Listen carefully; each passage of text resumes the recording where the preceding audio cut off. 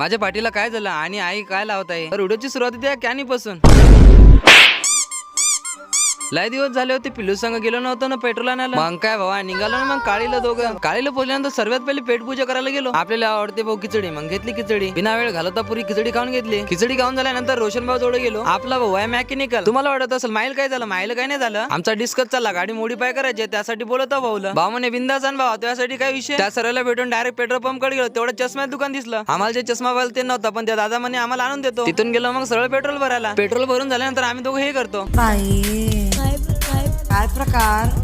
त्यानंतर 120च्या स्पीडने डायरेक्ट घरी आलो. घरी आल्या आल्या पिल्लू चिपकलं. तिला फिरायला नेलंच होतं तेवढा आपला मित्र परिवार भेटला.